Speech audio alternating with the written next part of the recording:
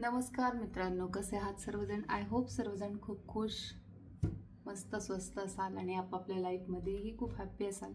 आणि देवाचरणी हीच प्रार्थना की सर्वजण आपापल्या लाईफमध्ये खुश राहावे. तर आपण पाठ बघत होतो कर्माचे. हे कर्म आहे की भाग्य हा 7वा थोडा वाचून झाला होता. पुढचा वाचायचा होता.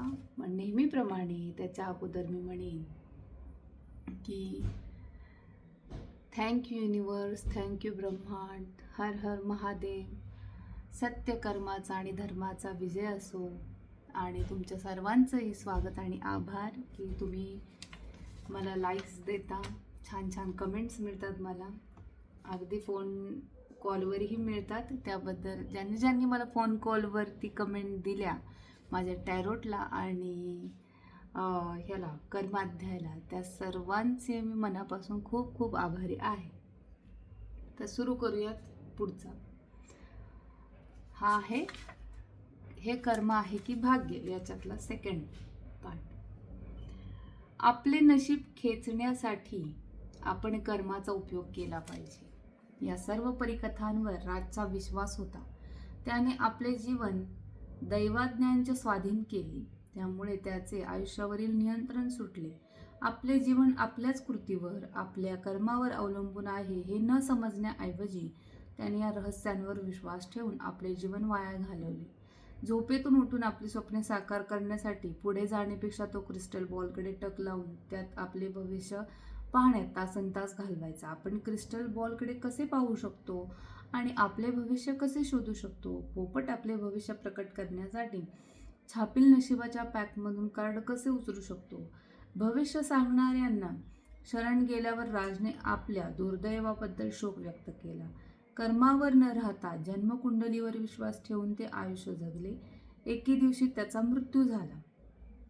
आता बरोबरच आहे, जसं की मग मागच्या ह्याच्यात पण सांगितलं होतं की टॅरोट भविष्यापेक्षा पण गायडन्ससाठी हा टॅरोट खूप उपयोगाचा ठरतो. आणि मी खरंच फक्त टॅरोटला मी मानते आणि मी ते शिकलेली आहे आणि मी करते. आणि याच्यात असं कुठं नाही की तुम्हाला भलत्याच कल्पना दिल्या जातात. तर इथं तुम्हाला एक असं एक तुम्हाला छान पॉझिटिव्ह गायडन्स दिला जातो की रिअलमध्ये तुम्ही त्या शोधात तरी स्वतःसाठी काहीतरी कर्म करून काहीतरी मिळवू शकतात. तो पॉझिटिव्ह गायडन्स इथे मिळतो. पण तुम्ही जर नुसतंच कार्डकडे बघत बसला किंवा तुम्ही नुसतंच गायडन्स दिलाय, ऐकून ठेवलं आणि त्याच्यावर वर्कच नाही केलं, तुम्हाला कसं काय मिळणार आहे? तसंच जसं की भविष्य बघून ठेवले, काही नाही, क्रिस्टल बॉलकडे बघून, असं होत नाही. तर दे रे हरी पलंगावरी असं कधीच येत नाही. तर त्यासाठी आपल्याला पलंगावरून उठावंच लागतं, तेव्हा सगळं मिळतं. तर पुढे वळूया. आपण राजसारखं जगावं आणि आपल्या जीवनावर मिथक आणि अंधश्रद्धांचं नियंत्रण राहू द्यावं का? कर्माच्या नियमामागील शास्त्र आपल्याला कळू नये का? हे समजणे कठीण आहे की ही क्रिया प्रतिक्रिया नियंत्रित करते, दुसरे काही नाही. हे संपूर्ण विश्व क्षणाक्षणाला उलगडत आहे, योगायोगाने नव्हे तर आपल्याच कृतींच्या निवडीने. या जीवनात जे काही घडते ते बुमरँग सारखे असते. आजूबाजूला जे फिरते ते आजूबाजूला येते. हे आपल्याला दिसत नाही का? तरीही आपल्याला ज्योतिषशास्त्र, हस्तरेषाशास्त्र, भविष्य सांगणारे आणि क्रिस्टल बॉल्सवर विश्वास ठेवायचाच आहे. आणि या सर्व रहस्यांवर विश्वास ठेवत आपण आपल्या जीवनावरील नियंत्रण गमावतो. आयुष्य म्हणजे नशीब नाही हे कधी कळणार? हे सर्व कर्माबद्दल आहे. भविष्य सांगणाऱ्यांच्या हाती सोपवण्यापेक्षा आपण आपल्या आयुष्याची जबाबदारी कधी घेणार? बरेच लोक असे मानतात की जे काही घडते ते नशीब असते. त्यांना हे समजत नाही की ते पेरलेले बी तेच फळं तोडतील. जे पेरलेलं आहे तेच मिळतं, थोडक्यात त्यांना म्हणायचं.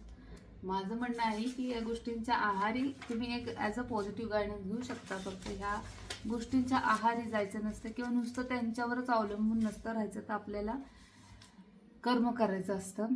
आपल्या विचारांवर, क्रिएटिव्हिटीवर जो काही मेसेज दिला त्या मेसेजवरती वर्क करायचं असतं आणि मग ते आपण बी पेरतो आणि मग ते तसंच उगवतं. म्हणजे हे झालं एक कर्म. पण असं आपल्या लहानपणापासून आपल्या आयुष्यामध्ये कितीतरी गोष्टी अशा आहेत की आपण ते बी लावतो आणि ते पेरतो, बी लावतो ते पेरतो. ते थोड्या वेळाने परत आपल्याकडे रिफ्लेक्ट होतं. तर आपण जसं करतो तसंच आपल्याला मिळतं. तर कर्म म्हणजे जर का या पृथ्वीवर आपण जन्म घेतलाय, तर तसं म्हणायला गेलं तर आपला एक जीवनसाथी जो कोण असेल तर तो फक्त आणि फक्त कर्म आहे प्रत्येकाचा, लेडीज असो जेंट्स असो, whoever the पर्सन, जो कोणी असेल त्याचा फक्त जीवनसाथी असेल तर कर्म. कर्म म्हणजे एक असं आहे की ती गोष्ट आपल्यापासून कधी विभक्तच होऊ शकत नाही. जे कराल त्याचं तसं तसं तुम्हाला फळ मिळत राहतं. त्यानुसार तुमचं आयुष्य, पुनर्जन्म, मध्ये परत फेडणं वगैरे, हे जन्मचक्र आहे, जन्ममृत्यूचक्र हा तुमचा चालत राहतो. आणि आपला टास्क आहे की हे आपल्याला जन्ममृत्यूचक्र तोडायचं आहे. म्हणजे थोडक्यात चक्रव्यूह, जसं अभिमन्यूला सांगितलं होतं चक्र भेद करायला, तर करता नाही आलं तर हेच भेद करायचं, पण ही खूप जण विसरलेली. आता मला माहीत नाही, पण माझी स्पिरिच्युअलिटी तिथपर्यंत पोहोचते, मी तिथपर्यंत विचार करते. तर कोण किती करतं, पण ज्यांना घेता येईल त्यांनी घ्या, ज्यांना सोडायचं त्यांनी सोडून द्या, काही हरकत नाही. पण माझं थिंकिंग तिथपर्यंत आहे. तर त्यामुळं कदाचित मला बोलायला लावलं असेल, इथे माझे विचार प्रकट करायला लावले असतील, किंवा माझ्याकडून हे कर्म घडते. आणि मला ह्याचा खूप प्राऊड फील होतो की मी माझे विचार म्हणजे यांनी सगळ्यांचं समक्ष ठेवायला सांगितले. त्याबद्दल मी प्रभूची, परमात्म्याची खूप खूप आभारी आहे. धन्यवाद प्रभू, तुमचे सर्वांचे खूप खूप आभार छान छान कमेंट केल्याबद्दल. आणि ह्यातलं किती घेता येईल तेवढं प्लीज नक्की घ्या, जर मला सांगायला तर काहीतरी विषय असेल.